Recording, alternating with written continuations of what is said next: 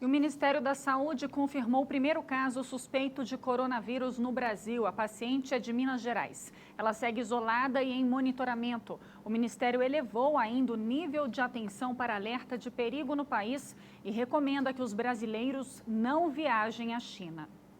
O perigo é iminente. O Ministério da Saúde elevou a classificação de risco no Brasil para o nível 2. A escala vai até 3, nível que só é ativado quando são confirmados casos transmitidos no país. O que muda agora, a gente vai monitorar mais casos suspeitos, porque nós estávamos, de acordo com o protocolo da Organização Mundial de Saúde, na província de Wuhan. Agora não, agora nós fomos para toda a China. O governo brasileiro garante que está preparado para detectar o coronavírus e tem inclusive um plano de contingência para todos os portos e aeroportos. Um caso suspeito de coronavírus em Minas Gerais está sendo investigado. De acordo com o Ministério da Saúde, a paciente, uma estudante de 22 anos, voltou da China no dia 24 de janeiro e apresentou sintomas compatíveis com os da doença. Ela está internada e passa bem. A Anvisa está fazendo um levantamento dos outros passageiros que estavam no mesmo voo para identificar se também apresentaram sintomas. Essa manhã, o presidente Jair Bolsonaro afirmou que o governo não vai retirar das Filipinas uma família de brasileiros com um filho de 10 anos que contraiu o coronavírus. Pelo que parece, tem uma família na região lá onde o vírus está atuando, né? Não seria oportuno retirar de lá, com todo respeito. É o contrário. Agora não vamos colocar em risco aqui, nós aqui, por uma família apenas, tá certo? A gente espera que os dados da China sejam reais. Só isso de pessoas contaminadas, se bem que são bastante. Tá? Mas a gente sabe que esses países são mais fechados no tocante a informações. A Embaixada do Brasil na China informou que o país asiático não autorizou a retirada dos brasileiros de áreas com surto de coronavírus por causa da quarentena. Aqui no Brasil, o governo ainda não tomou nenhuma medida de restrição. Apenas recomenda que a população evite viajar para a China. Estamos desaconselhando, nós não estamos proibindo, mas nós estamos desaconselhando. Façam viagens somente se for estritamente necessário. O Ministério da Saúde confirmou agora há pouco mais 2 casos suspeitos de coronavírus no país. Um deles é de Porto Alegre, no Rio Grande do Sul, e o outro de Curitiba, no Paraná.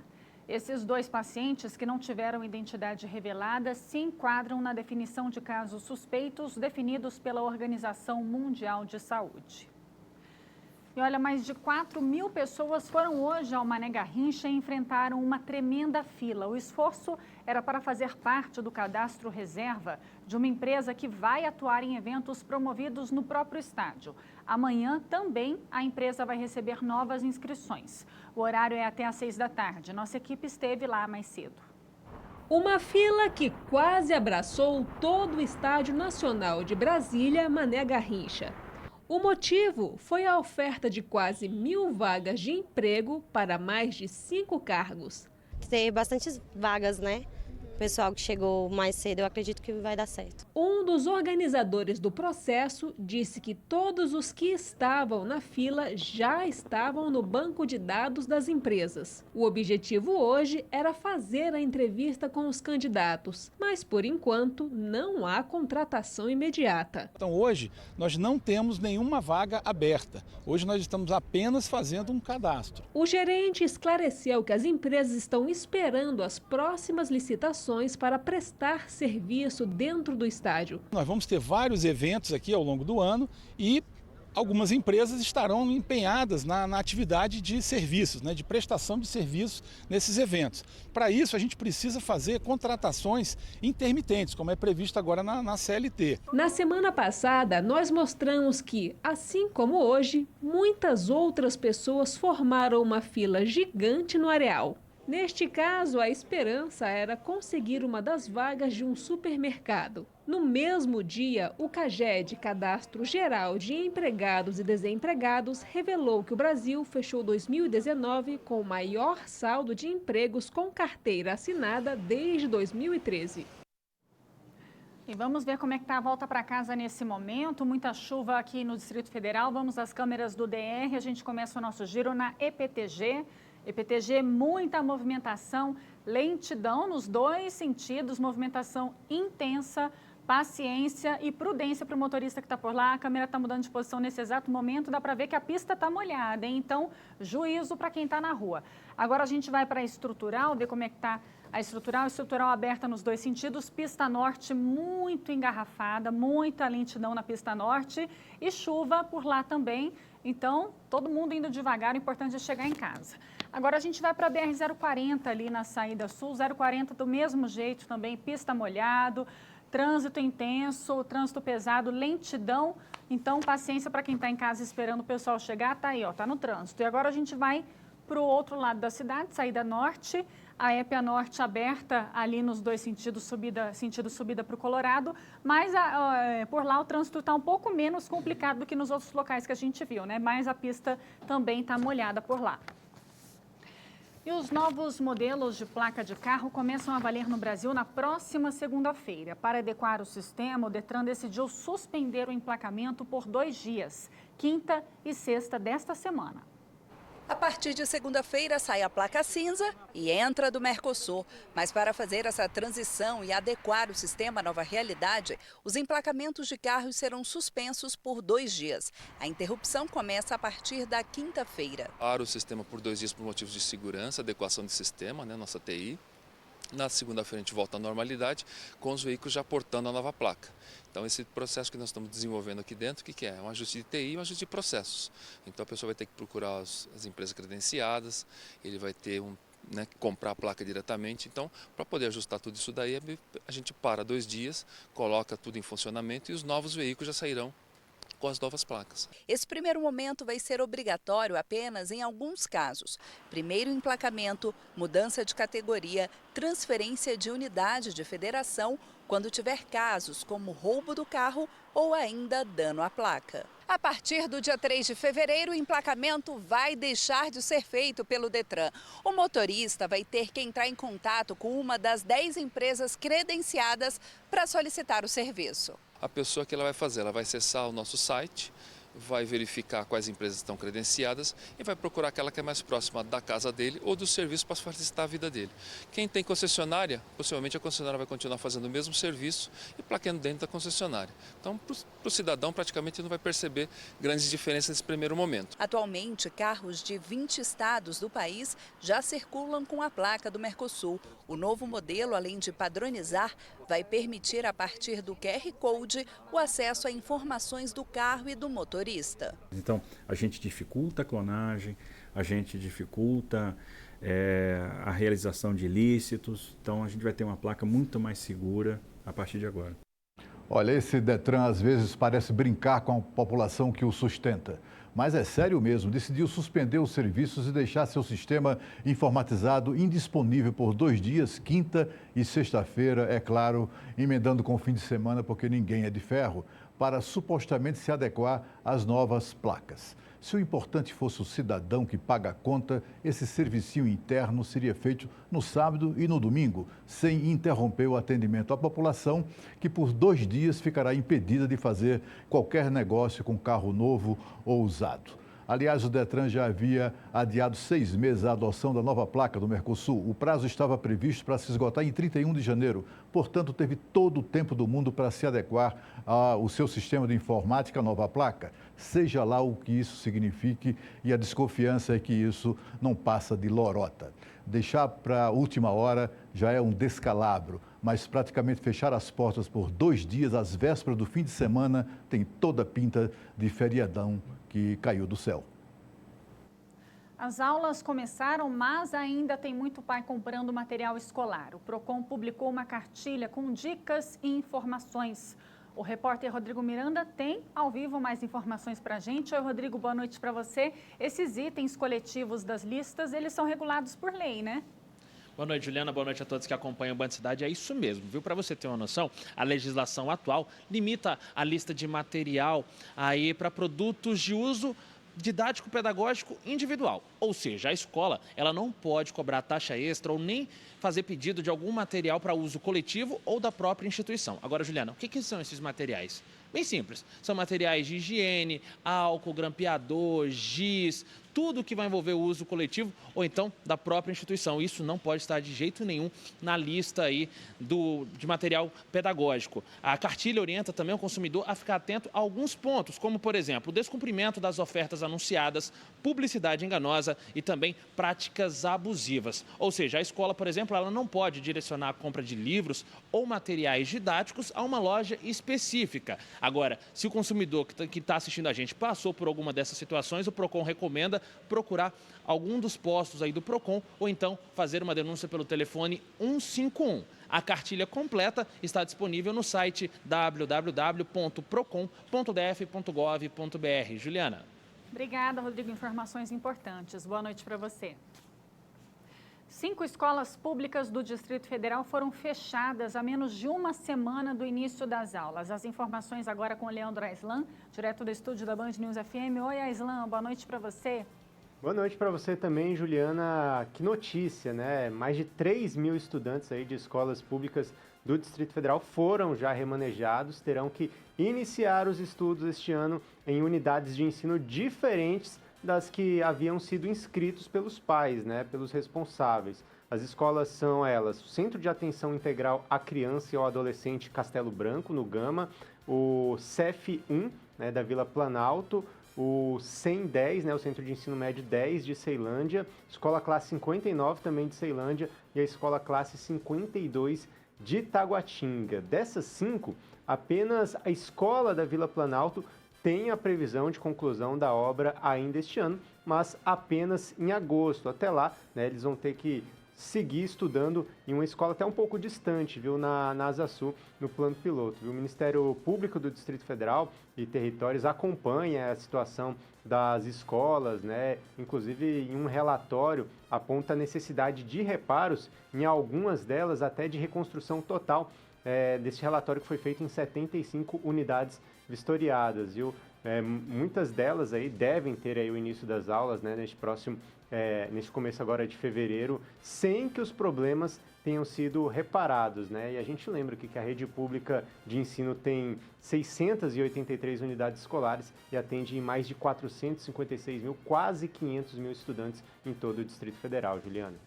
Transtorno para todo mundo, né? Obrigada, viu, Aislan? Boa noite para você. Boa noite. O Superior Tribunal de Justiça atendeu ao pedido do governo federal e liberou a divulgação dos resultados do Sistema de Seleção Unificado, SISU. O processo estava suspenso desde a semana passada por uma decisão judicial.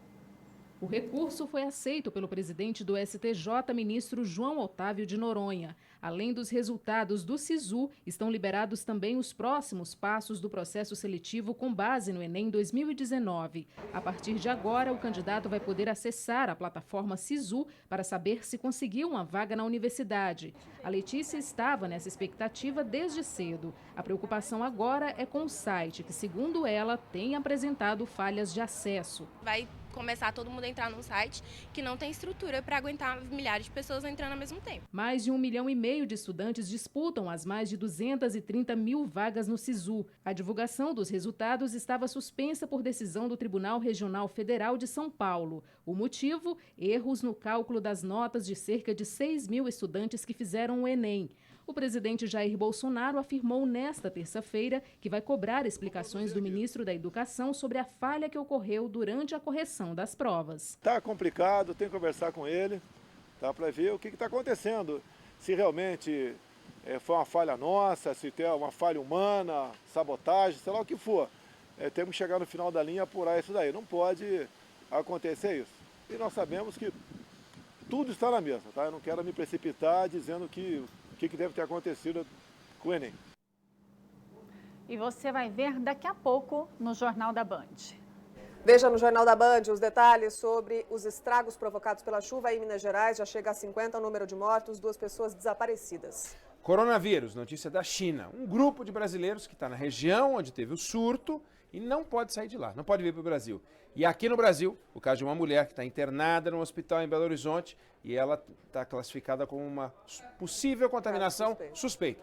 Aí não significa que seja não, mas temos um primeiro caso que pode ser. A Justiça autorizou o governo a divulgar o resultado do SISU e a abrir as inscrições para o ProUni. Os detalhes logo mais às 7h20 da noite. Vem com a gente. E veja a seguir, GDF anuncia pacote de obras. Até março, 36 obras já licitadas sairão do papel entre escolas, unidades de saúde e recuperação de pistas. Imagens agora da EPNB. A gente volta já já. Com um orçamento de R$1,5 bilhão de reais, o governador Ibanez Rocha anunciou hoje um pacotão de obras para 2020. São 56 no total. Na sede da nova CAP, o governador Ibanez Rocha revelou que a lista é longa. O pacote prevê 56 obras, parte já licitadas e outras prontas para serem iniciadas ainda no primeiro semestre do ano. Temos obras em várias frentes. Nós temos a questão das calçadas, podas de árvores, recuperação asfáltica. Nós queremos partir esse ano para um trabalho não só de tapa de buraco, mas de recapeamento. As obras contemplam revitalizações e construções em todas as áreas do DF. No que diz respeito à saúde, o governador anunciou a construção do Hospital Oncológico e o do Centro-Sul, além da reforma de 7 unidades básicas de saúde e ampliação da ala de queimados do Agarram. Nós temos as UBSs, que são muito importantes, são várias UBSs espalhadas pela cidade, locais onde não existiam e onde a população reclama muito, como é ali no Itapuã Parque.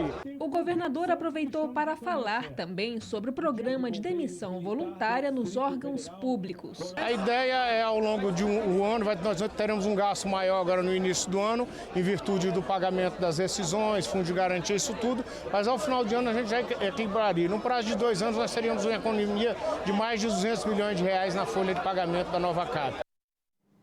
Olha que iniciativa legal. Lavar carro virou ferramenta de terapia e inclusão social lá no Paranoá. Entenda na reportagem. É aqui, nesse espaço, que os pacientes do Centro de Atenção Psicossocial participam com dedicação do projeto de ecolavagem automotiva. Com alguns panos, pouca água e aquela preocupação com o meio ambiente, os pacientes se revezam no atendimento, que é feito em dupla.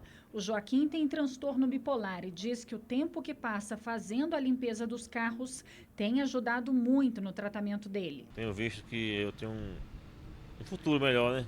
Eu antes não tinha, acho que tudo tinha, aí acabava ali. O psicólogo e coordenador do projeto diz que os principais objetivos da ecolavagem são geração de renda e inclusão social dos pacientes. São pessoas que estão, em geral, em situação de exclusão social e que o tratamento, muitas vezes, principalmente antigamente, era simplesmente excluir pessoas com transtornos mentais, seja por conta do preconceito, seja por outras questões, era uma questão de internação e exclusão simplesmente. Os CAPs, eles têm todo um serviço voltado para a reintegração da pessoa na sociedade, para exercício da cidadania, para o empoderamento. A Isabela e a Nayara já são clientes fiéis da ecolavagem e admiram os serviços prestados pelos pacientes do CAPS. Meu carro está sempre uma bagunça porque eu tenho filhos e eles, além de lavar, eles ainda fazem todo um trabalho de organizar, sabe? Eu confio bastante no trabalho deles. Juntar o útil ao agradável. Quem trabalha aqui por perto, poder ir para casa com seu carro limpo, é uma forma também de incentivar o meio ambiente, né? Em tratamento de esquizofrenia há 10 anos, o Adriano também garante que se sente muito bem participando do projeto. É melhor do que ficar parado, sem fazer nada de em casa. E o psicólogo afirma, os resultados da ecolavagem realmente são positivos. Tem funcionado sim, graças principalmente a eles mesmo que fazem boa parte do serviço mesmo, A gente tem ajudado só um pouco na organização do grupo e então tem sido muito frutífero, para todo mundo. E atenção, você que está procurando emprego, há vagas disponíveis para jovem aprendiz em Taguatinga. É preciso estar cursando o ensino médio. Basta mandar o currículo para o e-mail que aparece aí na tela. Também há vaga para auxiliar administrativo. É preciso ter experiência na área comprovada na carteira. Os interessados podem mandar o currículo para o e-mail que aparece aí na tela também. Boa sorte para todo mundo. Veja a seguir, com chuva dos últimos dias, reservatórios do DF atingem mais de 90% da capacidade. Imagens agora da ponte JK. A gente volta daqui a pouco.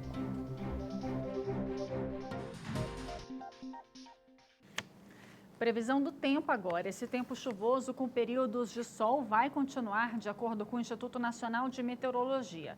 Por conta disso, o nível dos reservatórios subiram. O reservatório do Descoberto hoje atingiu 96,6% da capacidade. Já o de Santa Maria chegou aos 90,7%. De acordo com o IMET, nesses primeiros dias de janeiro, já choveu 298 milímetros em todo o DF. A previsão é que o período chuvoso continue até o fim de março.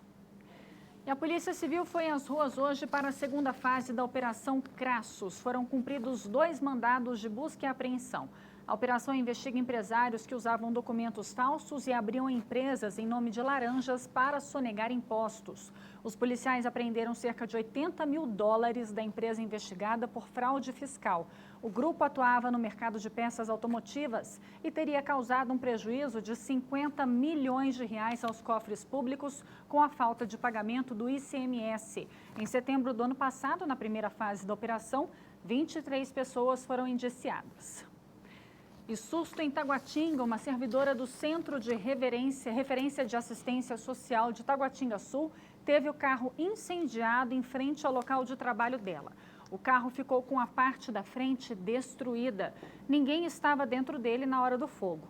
A suspeita é de que um morador de rua seja o responsável pelo fogo. A delegacia da região investiga o caso. Por hoje é isso, obrigada pela sua companhia. Vem aí o Jornal da Band com as principais notícias do Brasil e do mundo.